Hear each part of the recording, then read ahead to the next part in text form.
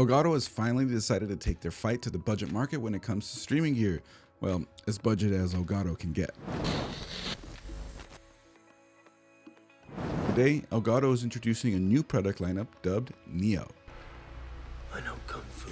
Their goal with this new lineup is to be friendly for beginners, be attractive products for the work from home and office crowd, and ultimately be a good entry point into the Elgato ecosystem.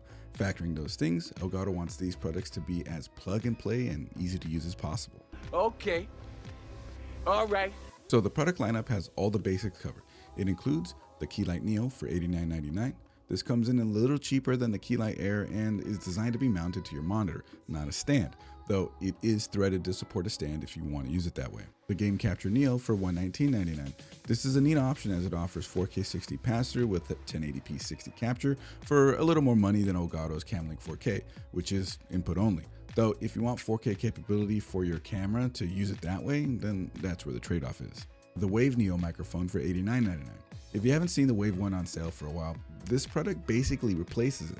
It's a cardioid condenser with tap to mute, nice and simple, just like the Wave 1 was. Then there's the 8-button Stream Deck Neo for $99.99. It's an interesting Stream Deck option that stands out from other choices since it has 2 capacitive buttons for changing pages and a customizable small center screen. Last but not least, the Facecam Neo for $99.99. Going for the plug-and-play webcam market, this is the cheapest Facecam Elgato has ever offered, and it still does 1080p 60.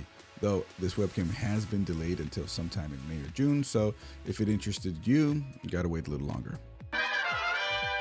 A quick note about all these products though. While Elgato wants them to work as plug and play and minimally as possible, don't fear, it all works with the typical Elgato ecosystem softwares like Camera Hub, the Stream Deck software, and Wavelink. So this should prove useful to streamers, content creators, and the office/work from home crowd all the same. Welcome back. If you're new around here, my name is Chris, this is Coalition Gaming, and I like to teach you guys about repairing, setting up, and streaming from your PC. If you're into that sort of thing, make sure you hit that subscribe button so you don't miss any of our videos. Elgato really wants to push the idea of all this being effortless to use. So with that said, as part of this product launch, they've sent over the Game Capture Neo and the Keylight Neo. So let's set up a quick config and see just how effortless some of this setup is. One thing I want to mention actually is that Elgato is really trying to go after the more eco-friendly packaging. Everything inside the package is cardboard and paper. There's no plastic or anything like that. So if that's something that matters to you, well, there you go. So as a quick setup now, we're going to just go ahead and get the light, and we're going to get the capture card, and we're going to hook it up to this laptop. So I don't really have any consoles to test the capture card with. It is a 1080p 60 capture card, but it can pass through 4K 60. So that should be good for most consoles and pretty much everything out there. But you could also connect the camera to it. And this camera that I have right here that you're looking at is 4K capable as well. So we'll put a 4K camera on it and see how it looks.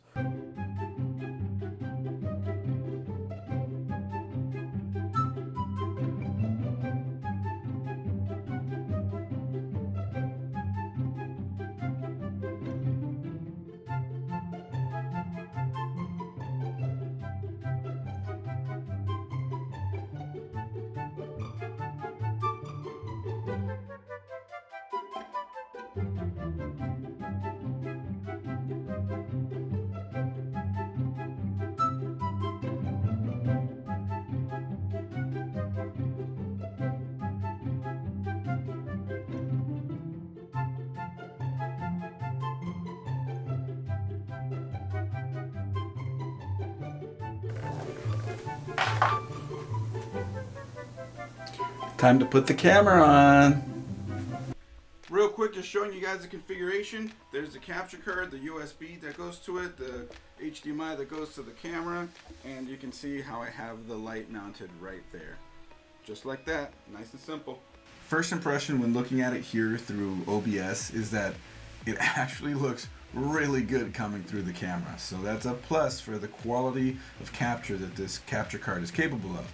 Also, right now, I'm doing something I don't normally do, and I'm actually using the microphone that's ran through the camera through the capture card. So this is showing you also that the audio passed through via the HDMI that's happening from the capture card into the PC also works just fine. But it doesn't sound that great this way, so I'm going to switch to another microphone. And now we're on this microphone right here, and this is more traditional to how a sort of a streamer content creator configuration would look like. But right now I'm still using my studio lights to light me, not the Keylight Neo. So let's switch to the Keylight Neo. I'm gonna turn the rest of the lights off, and we're just gonna use just that light. It's pretty clear after turning everything off and just going by this light, the camera needs some adjustment. Let's make some adjustments. Well, I've made some adjustments, and this is a very dramatic look with just the one center light lighting me up and no real light coming from anywhere else other than some background lights that I have set up. And honestly, this still looks pretty good from just this light, although it is just obviously dark. So let's change the configuration around a little bit. But one thing I wanted to show you, especially while I have mostly just this light, is that on the dial right here in the front, and you can see me in frame turning the little knob right here, you can adjust the brightness of it. It's actually very straightforward and simple that you have the brightness control just right there, and the power button right there as well. And also something I like, it's bicolor, which means that right now it's in the white setting, white light, and then you also have a warmer light, which is kind of a, well, as you can see, it's oranger. So depending on what your configuration asks for, like right now I have like a very sort of I don't know what you want to call it, like speakeasy or bar or study or something like that, kind of another different kind of dramatic look. But if I want a more standard clear photo look, there you go, this is more accurate. But let's change the configuration around a little bit.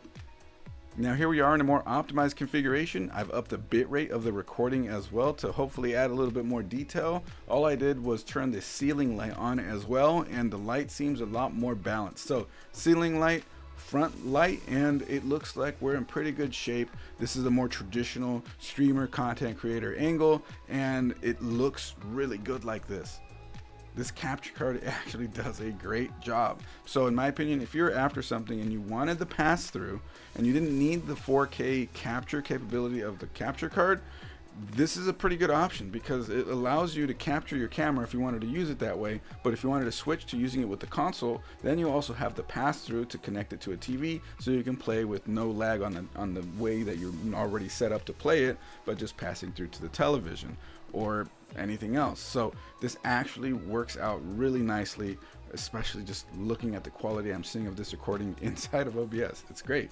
Light's good. There is something to be said though, is don't crank the brightness up too much, because it being sort of a single point of light this close to you, it can be a little uncomfortable to use. So you want to like have the brightness turned down. See, that's too low.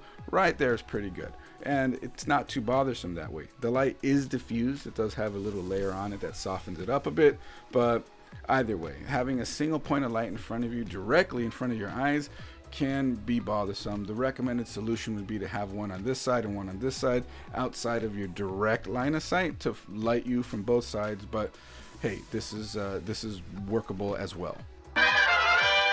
When it comes to things like capture cards and lights, I generally expect products like these to work plug and play.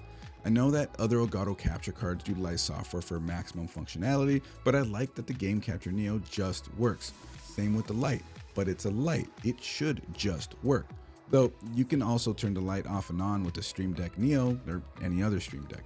Elgato is still thinking of their ecosystem here after all. Well, duh. I'm happy that Elgato is targeting a lower price here with this lineup. It's also commendable that they're trying to make things as easy as possible so that everyone can make good use of their products. What do you think of the Neo lineup? Are they doing enough for the budget crowd? Is the ease of use aspect attractive enough? Drop a comment down below and let's talk about it. If you wanted to check out another Elgato product we've reviewed, here's my favorite, the Stream Deck Plus, link right here. If you like this video, you know what to do. Hit that subscribe button and that bell so you don't miss a single upload. Also, I stream to Twitch every Friday at 8 p.m. Pacific, so feel free to stop by, drop a follow, and let's talk tech and streaming and all sorts of stuff. Anyways, that does it for me. I'll see you guys in the next one. Bye.